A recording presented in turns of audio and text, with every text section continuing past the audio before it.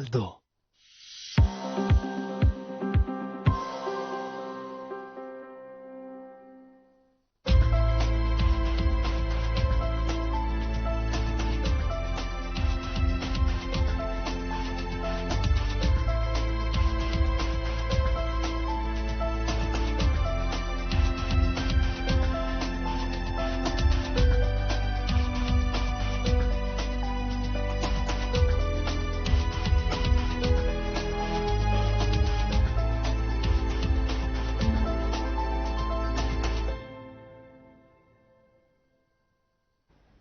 Buonasera, ben ritrovati, cronache della provincia, sono il supplente, avete visto che il nome, il titolare della trasmissione è Lucio Salgaro, ma è impegnato su altri fronti e quindi supplisco io, ma come supplente sono molto felice di essere con voi questa sera perché ho 4 gentili ospiti che saranno degli ottimi alunni sicuramente, iniziamo subito a presentarli.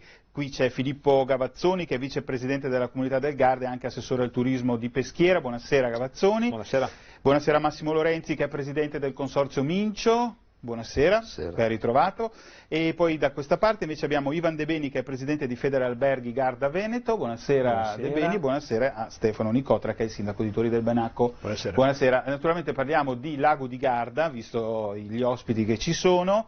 E i temi diciamo sul piatto di questa sera sono parecchi perché quando si parla di Lago di Garda oltre al turismo, alle acque, quando poi d'estate il lago si abbassa, si alza eccetera a seconda della siccità e questi sono argomenti che sono sempre attuali, ma ci aggiungiamo anche i progetti della ciclovia del Garda che è partita forse un po' in sordina dalla parte di Limone nel Bresciano, adesso invece sta arrivando anche da altre parti. Proprio ieri il sindaco Nicotra ha inaugurato il suo primo pezzettino e chiederemo come sta andando.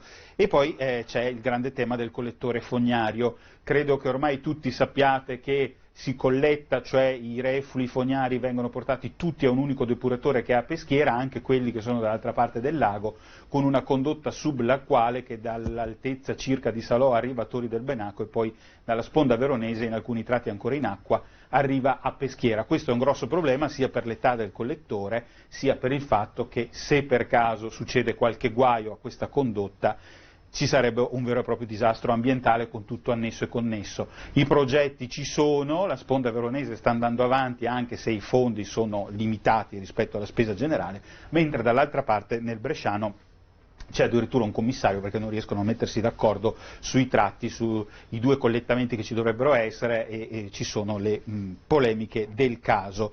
Quindi la carne al fuoco c'è. E partiamo con Filippo Gavazzoni perché voglio sapere subito come sta il Garda. Sono passato qualche giorno fa, ho visto un lago molto alto, molto pieno e dico ma forse quest'anno non ci sarà il problema della siccità, la state trattenendo, l'oro del Garda. Esatto, diciamo che il lago di Garda sta bene, anzi direi che sta più che bene, praticamente è al 100% del suo invaso, vuol dire che il livello rispetto all'anno scorso ad oggi, giusto per dare un'idea, è 330 milioni di metri cubi di acqua in più rispetto all'anno scorso in questo periodo, ciò vuol dire che il Garda gode di ottima salute, la qualità dell'acqua è veramente ottima, quindi ci sono tutti i requisiti per soddisfare le esigenze di monte e di valle.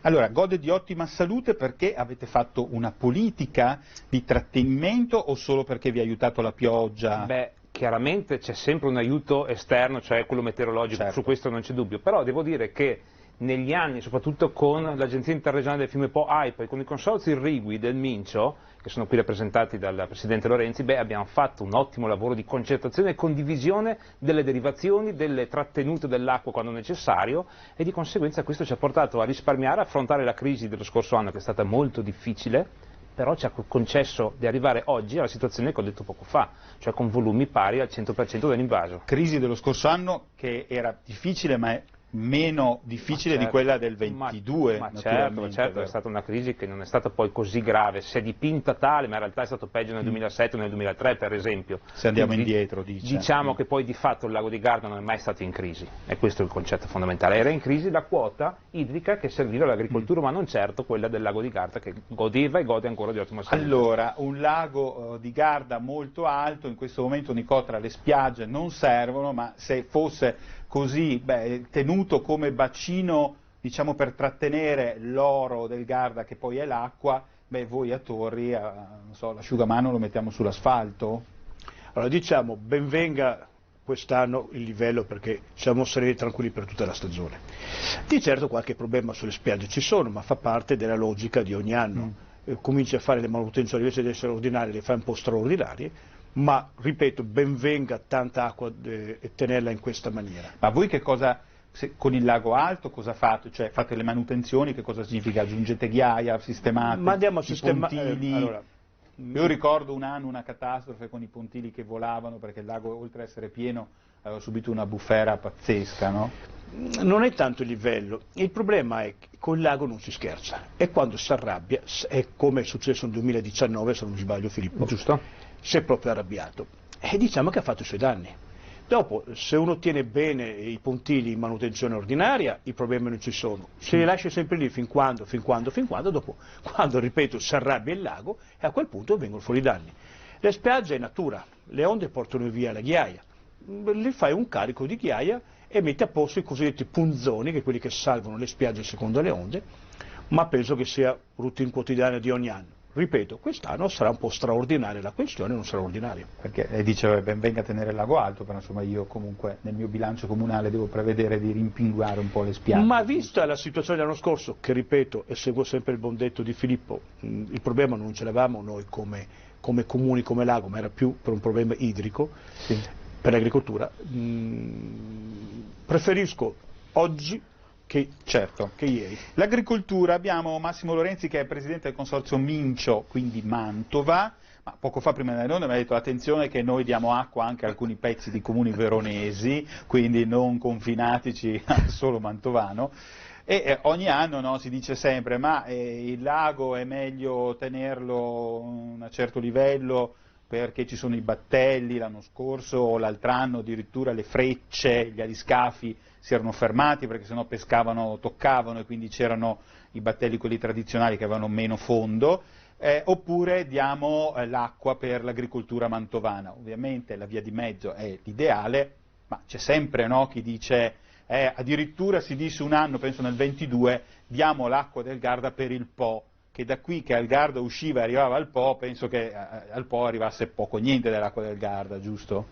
Ma c'è stata da parte delle regioni, perché poi quando si arriva a dover dare dell'acqua al Po non dipende né dai consorzi, tantomeno né dalla comunità, dipende da accordi a livello regionale. Sicuramente quello che abbiamo fatto tutti assieme e che faremo se dovesse esserci ancora questa richiesta è far capire che la quantità d'acqua che noi potremmo dare al Po è insignificante rispetto alla portata del Po, per cui andremo a diminuire quelle che sono le possibilità irrigue dell'agricoltura, sottraendo acqua non solo all'agricoltura ma anche alla Garda stesso, per cui per noi che lavoriamo sui centimetri, perché da qualche anno direi questa concertazione avete avuta prima con, diciamo che quando il lago è basso, mi permetto di dire, i comuni che hanno qualche problema in più sono i comuni del Basso Lago, mi sto riferendo a Peschiera, Sirmione, Desenzano,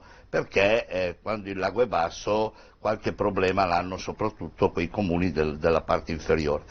E vivendo noi un po'... Lei dice Nicotra è felice invece, perché se lago basso guadagna un po' di spiaggia a Torri, no? Guarda, non c'è nessuno che deve essere felice e nessuno che deve essere infelice, cerchiamo tutti da qualche anno...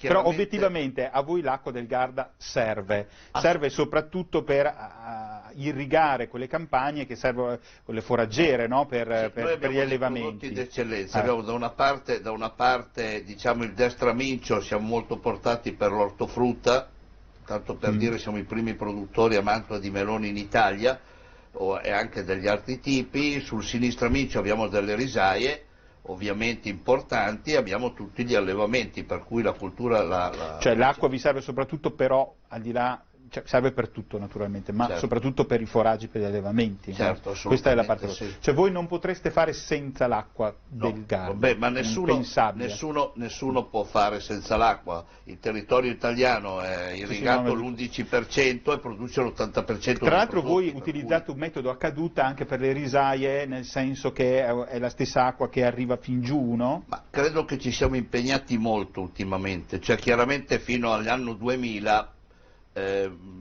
forse anche per il tipo di gestione che si aveva prima del 2003, il lago non aveva subito quell'attenzione da parte degli stakeholder del lago, che sono ovviamente quelli di monte e quelli di valle. Diciamo che dal 2003, con l'intervento dell'AIPO, che ha messo, direi, il cappello sulla gestione del lago, ha coinvolto tutti quelli che potevano, e da lì sono cambiate radicalmente le cose, per cui sono cominciati gli studi, sono cominciati tutto quello che ha portato negli ultimi anni a questo accordo, diciamo, che c'è tra noi e gli utilizzatori a monte del lago. Insomma, l'accusa che voi rubiate l'acqua del Garda è una cosa forse più giornalistica che non... È assolutamente una cosa giornalistica, sì, perché certo. La cosa più bella che abbiamo fatto, credo che siamo partiti noi come Mantova, abbiamo fatto un sito nel quale ovviamente tutti possono accedere, sottolineo tutti, si chiama www.laghi.net, e poi ci sono adesso tutti i laghi della Lombardia. È un sito che è gestito dai singoli consorzi o dei singoli utenti, in cui tutti possono vedere l'acqua che deriviamo, quanta ne deriviamo, gli storici, c'è una parte importante. Dice massima trasparenza, quindi. Assolutamente. Ecco, e invece il turismo dei beni è presidente di Federalberghi Garda Veneto, quindi la sponda, diciamo, veronese, vive queste dinamiche. Io ricordo l'anno scorso che quando ci siamo visti in alcune occasioni lei diceva: attenzione, qualcuno sta telefonando per capire se c'è l'acqua negli hotel, se le piscine ci sono piene, perché si parlava appunto di siccità, di lago basso, eccetera. Anche lì attenzione a chi fa informazione che non passi questo messaggio, ma c'è la preoccupazione del turista, o il turista ormai ha capito, il tedesco viene a prescindere se il lago è un po' più su, un po' più giù? Allora, il turista viene a prescindere, l'abbiamo riscontrato sia nei momenti di siccità che nei momenti di massima piena.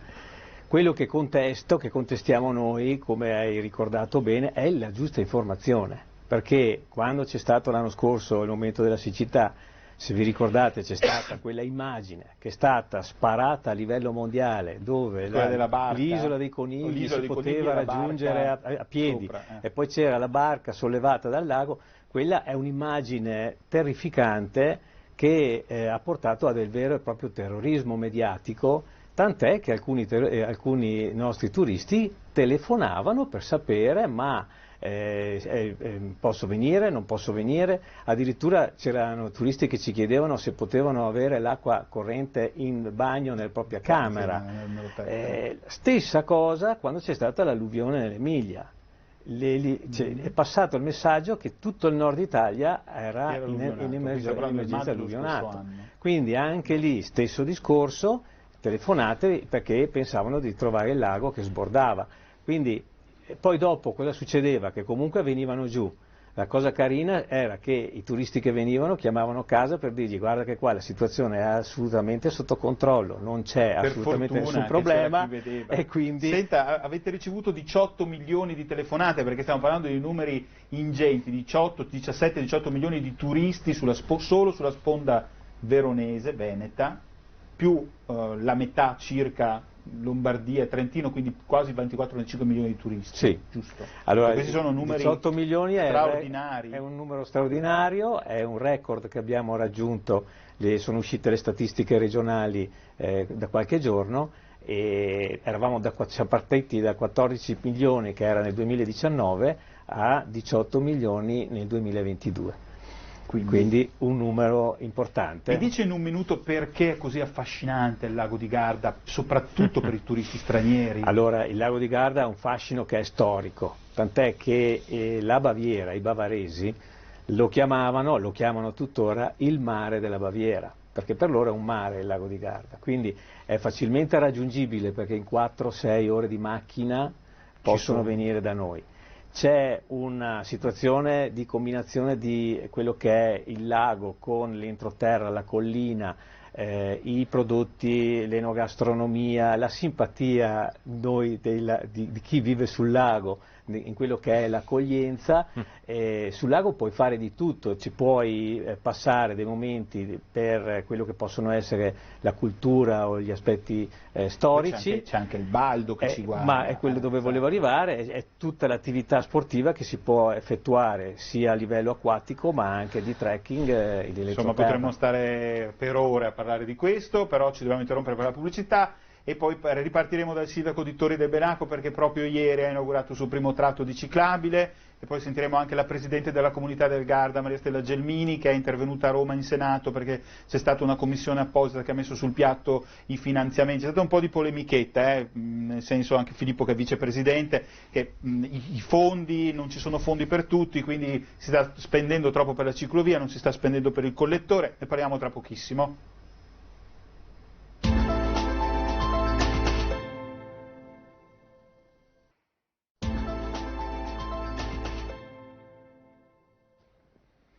Bentornati a Cronache dalla provincia, stiamo parlando del lago di Garda.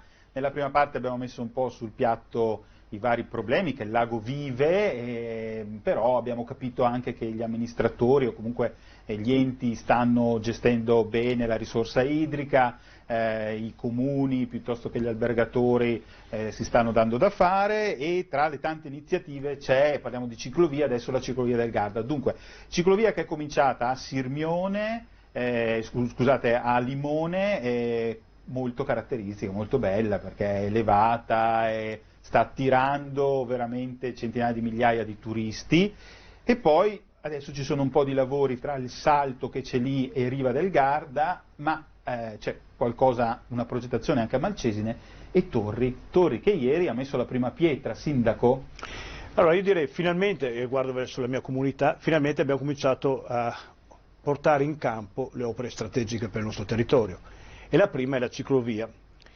Partiamo che qualche anno fa abbiamo fatto un accordo quadro nel 2018, Regione, Veneto Strade, AGS e Comune di Torri del Benaco, un accordo di progettazione, ramo sud, ramo nord. Abbiamo finanziato subito quella sud, Stato e Regione, sono arrivati 17 milioni e mezzo circa, e che ci permette di mettere in sicurezza la Gardesana da Torri per andare a Garda, e inseriamo all'interno i tubi di ghisa del collettore.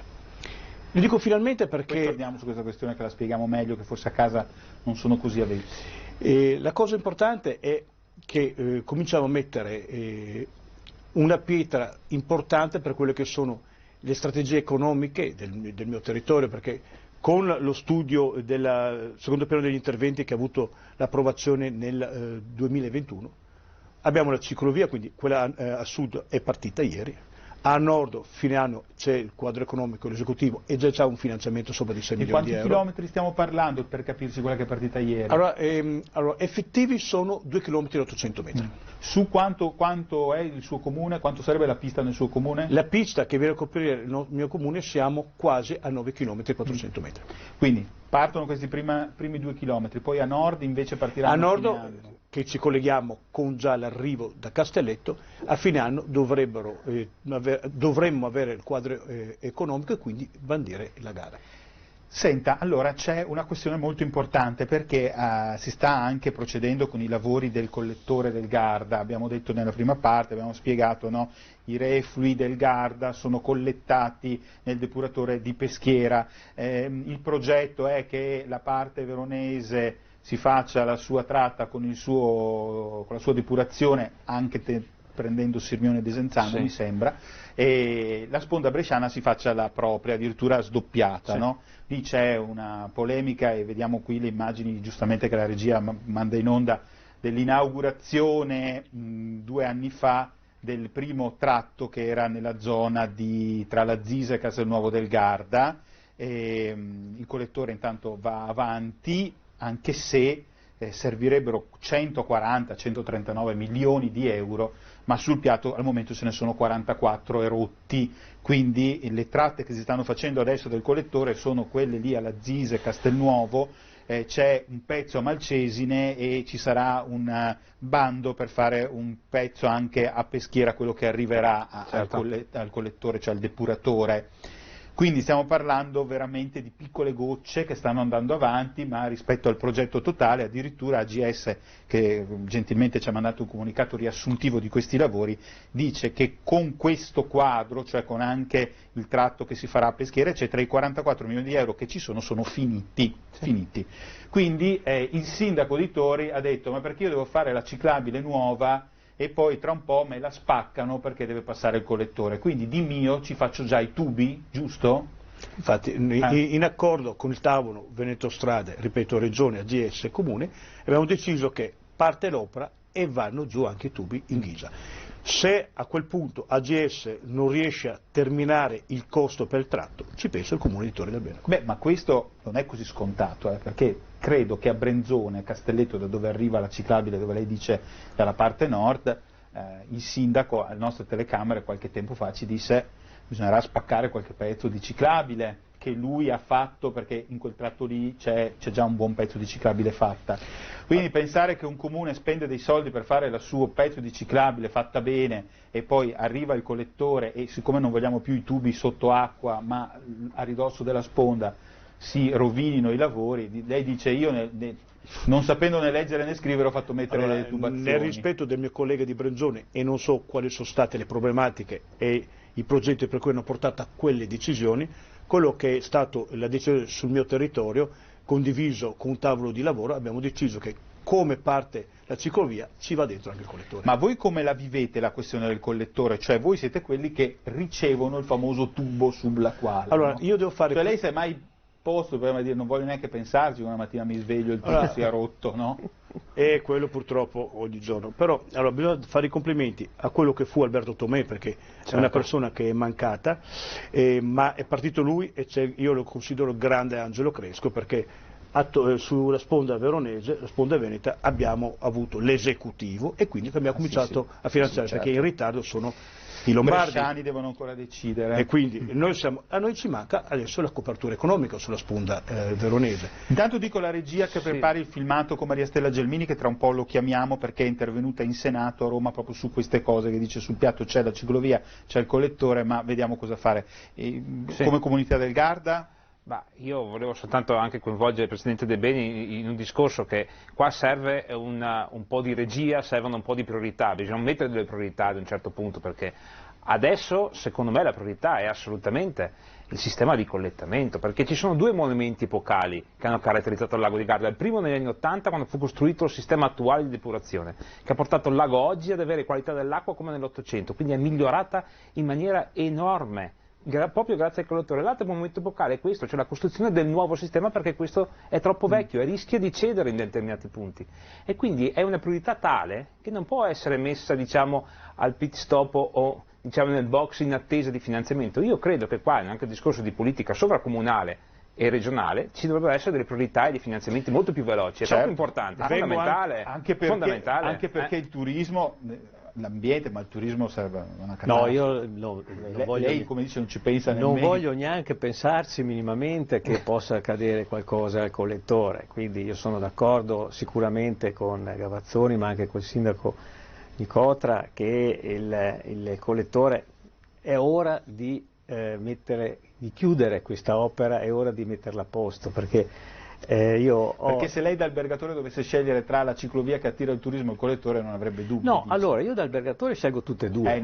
Perché tutte e due è troppo facile. Sì, lo so. Allora, scelgo tutte e due perché secondo me l'Italia... Se si dovesse fare una priorità, dovesse essere... Sì, se devo fare il gioco della torre, allora è logico che io dico sono favorevole alla ciclovia, però se devo proprio scegliere di fare il gioco della torre, la priorità è anche se ricordiamo che sono capitoli di spesa diversi, stanziamenti diversi, quindi non è che ci sono 100 euro che vanno divisi per una cosa e l'altra. Questo è fondamentale. Però c'è un fattore che tutti dimenticano, che viene trascurato, che il lago di Garda come destinazione turistica è la terza destinazione nazionale. Cioè noi facciamo 25 milioni di presenze turistiche, tutti quando ci parla di turismo si pensa al mare, alla montagna, al sud Italia, 25 milioni è come avere 3 regioni assieme che vengono tutte lì. Ecco perché d'estate non si riesce a transitare sulla Cardesana. È bravissimo. Sono 25 Quindi se noi abbiamo, oltre che avere il bacino di acqua dolce,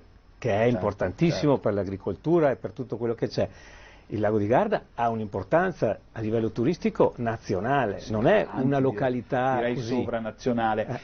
Lorenzi, prima di sentire la Gelmini, che tra un po' la regia ci manda in onda, ma si colletta a Peschiera e poi va nel Mincio, voi usate l'acqua per il collettore, cioè quello che esce è ottimo. Cioè quello che esce, direi che, a parte come succede in tutte le buone famiglie, credo che ci sia anche lì una certa corresponsabilità da parte sia di chi gestisce il collettore, il quale ovviamente entra in Mincio a sud del sbarramento di Saglionte. Sì. Io quello che posso confermare è che da anni lavoriamo con l'ARPA, per cui le analisi vengono effettuate. E qua volevo dire una cosa, perché poi si dice anche da noi, ma il Mincio è inquinato d'alcol. La cosa più bella che posso dire è che negli ultimi, è salito agli onori della cronaca, uno degli allevamenti ittici più importanti d'Italia, forse il più importante d'Italia, perché allevano i beluga. I beluga sono ovviamente i produttori di caviale e sono i produttori del caviale migliore, ma vivono in un'acqua terribilmente pulita, cioè se non è pulita, se non è ottima, se non ha delle qualità eccezionali, non vivono. Quella è la prova del 9. Noi abbiamo il più grande allevamento italiano di beluga posto a Mantova, che vive con l'acqua del Mincio, per cui l'acqua del Garda. Questa credo che sia una delle cose, al di là del riso, che anche quello necessita di acqua, ma soprattutto abbiamo un allevamento ittico che forse, mi permetto di dire, anche dei più importanti d'Europa. Allora, vogliamo ascoltare la Presidente della Comunità del Garda, Maria Stella Gelmini, che era intervenuta in Senato, che c'era stata una commissione che proprio ha messo sul tavolo i problemi del Garda, tra cui il collettore, la ciclovia, la viabilità, eccetera. Ascoltiamo la Gelmini. La posizione della Comunità del Garda, che è la Casa dei Comuni, non è quella di dire sì o no alla ciclovia, ma di aiutare i sindaci e dare loro voce rispetto alle criticità che hanno riscontrato sui loro territori. Solo risolvendo queste criticità e facendo in modo di tutelare il territorio così fragile e importante del Lago di Garda, noi possiamo mettere a terra questo investimento. È evidente che serve la collaborazione e la regia delle regioni, della Regione Lombardia, del Veneto, ma anche della Provincia Autonoma di Trento. L'obiettivo deve essere quello di salvaguardare da un lato la sicurezza dei visitatori, dall'altro tutelare l'ambiente e ovviamente ascoltare la posizione delle singole amministrazioni. Io mi auguro che attraverso una sinergia tra le regioni coinvolti, le amministrazioni comunali e anche grazie al contributo della Comunità del Garda ci sia la possibilità di realizzare questa infrastruttura, sapendo che non è la priorità, perché la priorità del Lago di Garda è innanzitutto la depurazione, la mobilità, una mobilità che va potenziata anche via acqua e successivamente ovviamente ci sono queste risorse e quest'opera deve andare avanti, ma deve andare avanti nel pieno rispetto del territorio e delle posizioni degli amministratori locali. Allora, la Gelmini dice sostanzialmente sarebbe bello riuscire a fare tutto, però dovessimo scegliere il collettore in primo piano, perché la Gelmini ha qualche volta espresso il pensiero, anche nell'ultima assemblea che è stata a Riva, ma anche a Desenzano l'anno scorso, giusto Cavazzoni di dire, se laddove non si riesce a fare il pezzo di ciclabile facciamo salire i turisti con le bici su un battello e facciamoli fare un breve tratto. Lei che dice? A parte che non può essere in disaccordo con il suo presidente, però ha già risposto lei per me. No, però l'aveva detto anche lei in tempi non sospetti. In determinati tratti, ma io qua parlo principalmente della parte nord del lago verso la sponda bresciana, lì ci sono delle criticità più importanti.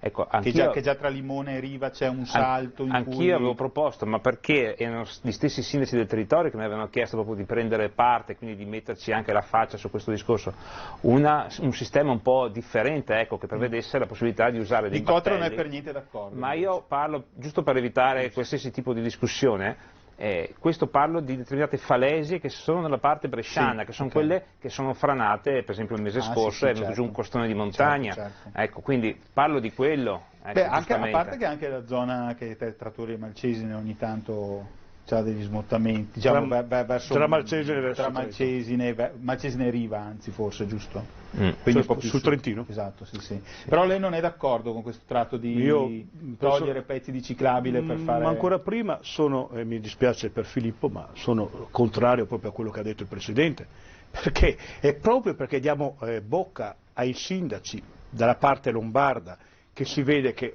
tra colori diversi di partito che hanno bloccato tutto.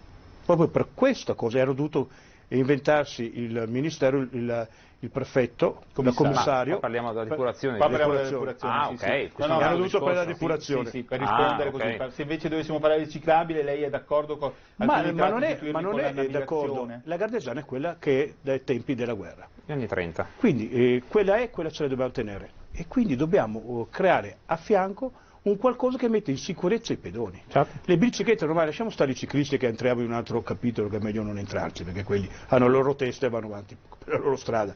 Però la famiglia normale con i bambini in bicicletta, la gente normale che vuole camminare, che fa stretching, che corre, ha bisogno di mettersi a lato della Gardesana, perché la Gardesana è larga quella che è malapena, si incontrano due camion o un bus che rallentano, guai che se non si toccano, quindi la ciclovia nasce per mettere in sicurezza la Gardesana. Quindi lei dice il fatto di avere dei pezzi via acqua, dice no. Ma via acqua, noi, grazie a Dio, il nostro territorio, quella sponda veronese, è un territorio che a lato Gardesano o entroterra non ha i problemi che ha la come ho Lombardia. specificato apposta. Sarebbe la parte bresciana che ha più problemi. Io mi sento anche interpretare quei territori, perché il lago comunque non si può dividere a livello amministrativo, cioè il lago è il lago di Garda. Dobbiamo fermarci per la pubblicità e poi torniamo, parliamo soprattutto di turismo, perché adesso De Beni bisogna vedere se questa manodopera arriva. Il reddito di cittadinanza non c'è più, quindi qualche suo collega che l'anno scorso ha tirato fuori questa scusa, non vengono a lavorare perché serve il reddito di cittadinanza, non ci sono più scuse, non va, non ci sono più scuse, tra poco.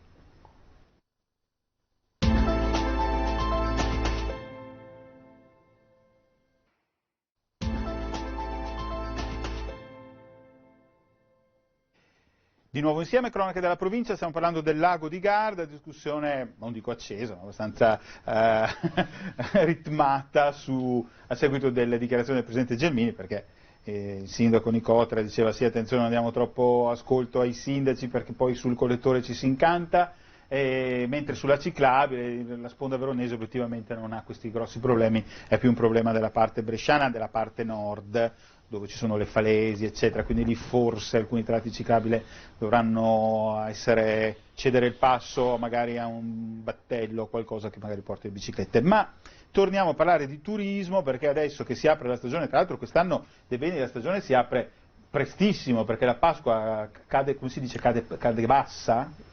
Cade alta, se non mi ricordo mai, comunque vabbè, cade presto, a fine marzo siamo a Pasqua, quindi allora ufficialmente il 28 marzo si inizia la stagione. Ma voi cosa fate? Parte la stagione?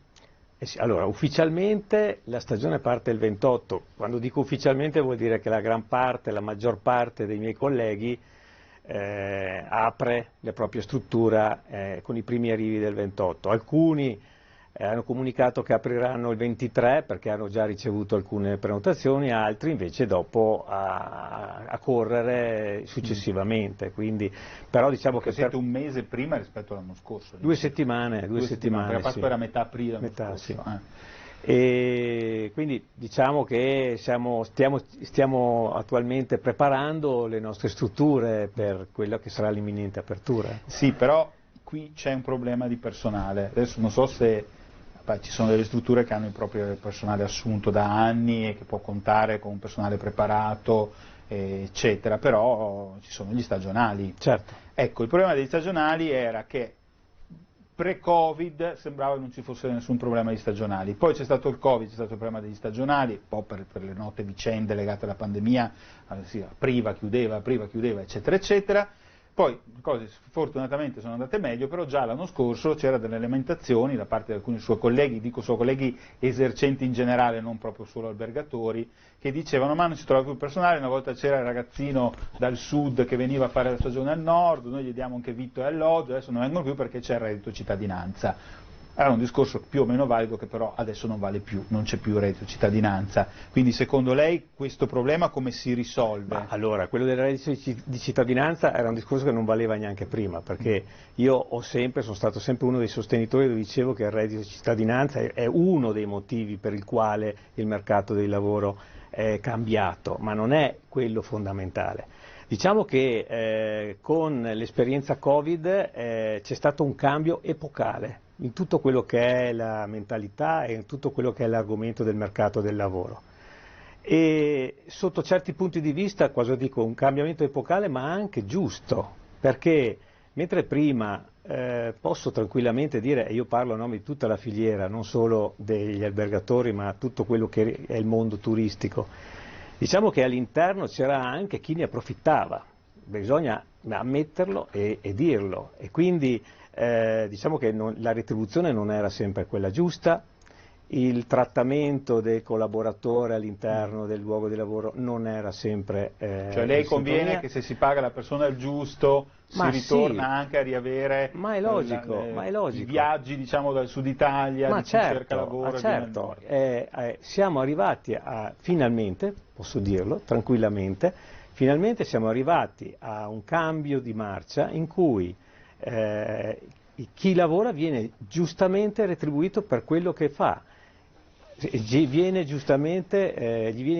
concesso giustamente quello che è il periodo di riposo, gli vengono giustamente conosciuti tutta una serie di benefit a livello di welfare che prima non si pensava neanche di riconoscere, e quindi diciamo sotto certi punti di vista è un beneficio questo, perché questo cambio epocale, io sono convinto che a lungo andare porterà personale sempre più qualificato, sempre più professionale e un beneficio a livello sociale. Sì, ne beneficia l'intero indotto, perché non solo la struttura eccetera, ma il sindaco che si ritrova più gente, più turisti, esercenti commercianti più sereni, più tranquilli, perché non devono lavorare 14 ore al giorno senza fare un cambio turno perché è arrivato il personale.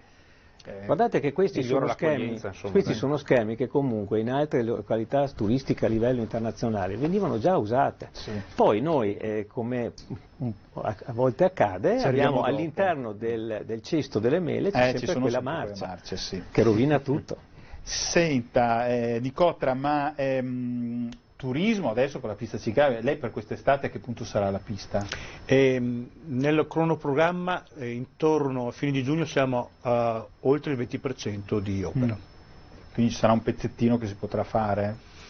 Non so, perché partiranno 5 cantieri in quel tratto. Ma voi il cantiere lo sospendete poi d'estate? Adesso il cronoprogramma pone intanto fino al 30 di giugno. Sì, poi probabilmente sarà messo in stand-by fino a settembre. Ma perché soprerà parecchio in acqua che in strada, quindi, però c'è tanto ufficio tecnico. Quindi. Il collettore viene messo in stand-by giustamente, perché si lavora adesso fino a Pasqua e poi viene messo in stand-by, quindi alcune volte che ci si lamenta anche che i lavori vanno un po' a rilento, però non c'è alternativa. Allora prima Nicotra diceva non diamo troppa voce al dissenso dei sindaci, perché lui non fa parte di questo dissenso naturalmente, forse se ne facesse parte lei non sarebbe così, allora, per il discorso del collettore, perché lei dice però i bresciani non si stanno mettendo d'accordo perché ogni sindaco dice la sua, alla fine non partono con i lavori, c'è il commissario che sta cercando di metterli d'accordo. Beh, mi perdoni, è anche per un fatto, per la sponda veronese, noi siamo 8 sindaci in prima fascia. Dice di campanilismo, anche noi ci siamo messi d'accordo. Ma ci siamo guardati in faccia e abbiamo detto bisogna procedere su quella linea. Infatti la nostra fortuna che qualcuno è anche di colore diverso, ma penso per il bene del territorio e del lago siamo partiti tutti uniti. Ripeto, abbiamo anche la fortuna che abbiamo il presidente Cresco che ha una grande qualità di metterci tutti sul tavolo e ragionare. Però noi siamo arrivati adesso ad appartare, siamo arrivati in fondo, quello che ci manca è la benzina, quello che riguarda il vile denaro. Ricordiamo, saranno 139 milioni di euro, ce ne sono 44 sul tavolo, ma Gavazzoni, i bresciani che problema hanno? Perché non riescono a mettersi? Allora, si diceva tra le altre cose che il collettamento finirebbe nel Chiese, il Chiese è a carattere torrentizio, d'estate non c'ha acqua, ci sarebbe solo l'acqua che viene depurata, sarebbe una fogna a cielo aperto. Questo è quello che dicono alcuni sindaci, quello che sostengono alcuni comitati. Allora io voglio tenere detto in maniera molto semplice. Ma io in modo altrettanto semplice voglio essere molto onesto intellettualmente. Io posso capire che un territorio che è estraneo al lago di Garda non si senta, diciamo, pronto ad accogliere per esempio parte della popolazione del lago di Garda, vabbè, ma questo è un discorso che probabilmente la politica doveva affrontare precedentemente e declinarlo in una maniera molto più comprensibile, cosa che secondo me forse quello non è stato fatto. Ma detto ciò, Io posso parlare a ragion veduta perché il depuratore che depura tutto il lago di Garda sta a Peschiera a casa mia. Io sono cresciuto andando a pescare, andando a remare in barca proprio nelle zone del depuratore. Ma il depuratore non è una centrale termonucleare degli anni 60, è un sistema biologico che non usa agenti chimici, che depura l'acqua e la reimmette nel corpo idrico recettore, in questo caso il Mincio, negli ultimi 20 anni, a volte con qualità migliore dello stesso apporto che dà il Mincio naturalmente. Quindi è un sistema di cui nessuno può fare a meno, i territori in futuro dovranno sempre avere diciamo, con formule sempre più innovative. Questo è un discorso da fare, cioè la cultura dell'acqua in questo caso gioca un ruolo fondamentale, sia per il discorso del risparmio idrico, nell'ottica di come investire e utilizzare l'acqua, sia nel come depurarla e come dobbiamo convivere con determinate infrastrutture, perché è fondamentale, questa è questione di cultura e conoscenza dell'acqua e io credo che sia la piramide di tutte le cose. Dice che ce n'è poca, ma la paura è che se arriva l'acqua da irrigare solo da depurazione forse non va bene. L'acqua, se depurata nei modi e nei tempi che oggi le tecniche permettono, credo che possa essere tranquillamente usata in agricoltura, però oggi si fa un gran parlare, almeno anche nel mondo dell'agricoltura e anche politica, per riutilizzare, diciamo, le acque reflue, non solo anche delle città.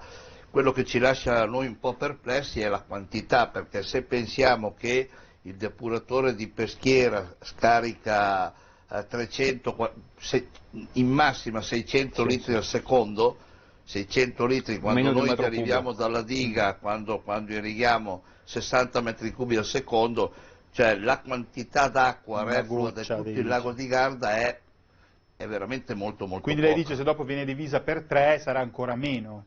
Ma non è che sia meno, è che la quantità, oltretutto teniamo presente che abbiamo nel senso che non depura più solo Peschiera per tutti, sì, ma ho capito, ce ne sarebbero ma anche 3 se in giro. Ne mettesse meno, devo anche, facciamo una considerazione, abbiamo anche la fortuna che da Peschiera, dove esce, ad arrivare dopo Valeggio, l'acqua passa attraverso Borghetto, passa attraverso 11 salti d'acqua, i salti d'acqua ossigenano ancora ulteriormente, di più, dice, oltre al lavoro c'è del anche una collettore. depurazione che è naturale, per cui la qualità dell'acqua, però la quantità refluo, quello che mi permetto, la quantità refluo di tutto il lago di Garda è insignificante per il mondo dell'agricoltura. Ma lei ha parlato con i suoi colleghi dei consorzi legati al Chiese, eccetera, sì, che invece c'è la manifestano preoccupazione, ma non c'è, anzi, non così elevata. C'è una preoccupazione, ma che non è dettata dalla qualità delle acque, è per l'utilizzo delle stesse, ma verrebbe utilizzata tranquillamente.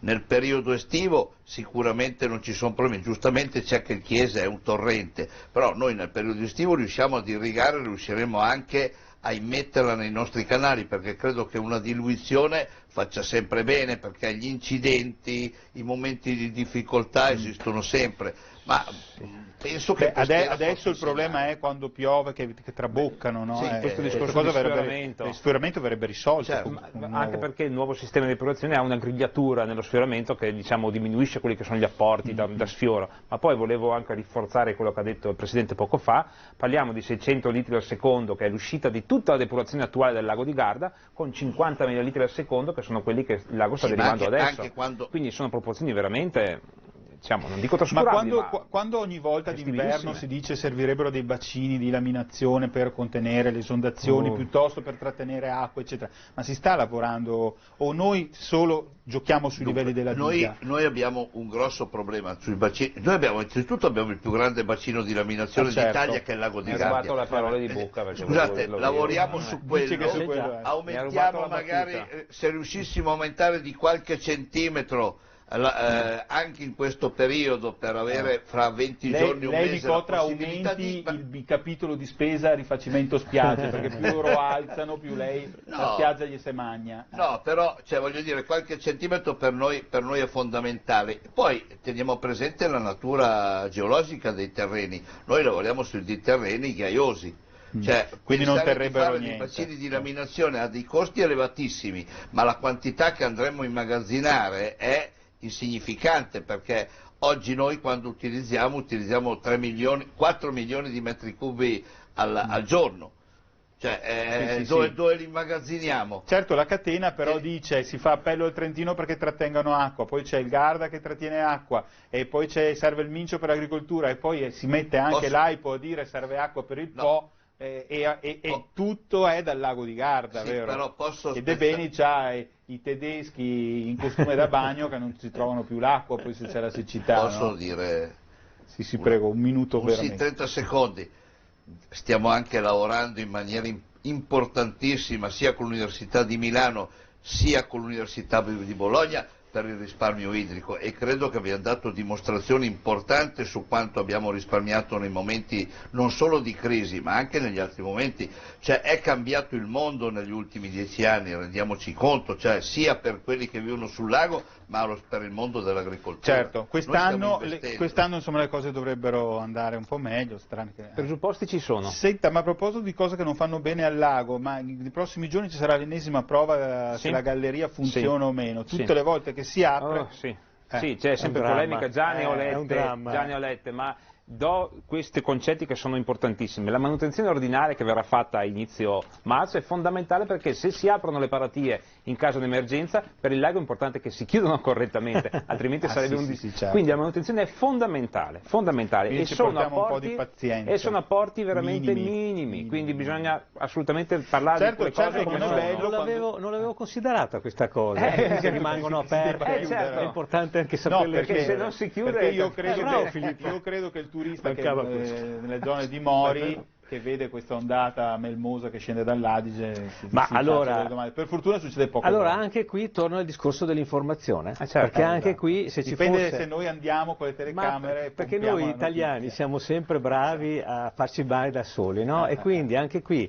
dipende dalle foto che verranno fatte, le immagini che verranno divulgate. È logico che ci sarà sicuramente un tantam dove quella scia di verde o di acqua di colore diverso creerà qualche scalpore sicuramente. Però questa è una prova, ma ormai l'abbiamo per vedere se chiudono le chiuse. Io ci terrei a dire che questo sistema idraulico dovrebbe essere insegnato a scuola, perché il Sarca, Garda, Mincio con l'Adige, Fissero, Tartaco, Canale Bianco è un sistema idraulico che è un'eccellenza italiana, dovremmo portarlo in palmo di mano e spesso non lo facciamo, sempre il discorso della cultura dell'acqua. Certo, bene, allora ringrazio i miei ospiti, Stefano Nicotra, il sindaco di Torri del Benacco, Ivan De Beni, presidente di Federalberghi Garda Veneto, Massimo Lorenzi, presidente del Consorzio Mincio, e Filippo Gavazzoni, che è vicepresidente della comunità del Garda. Grazie, ci vediamo alla prossima puntata, ci sarà ancora il supplente e parleremo di altri argomenti, tra cui la TAV e le opere compensative dei comuni. Buona serata.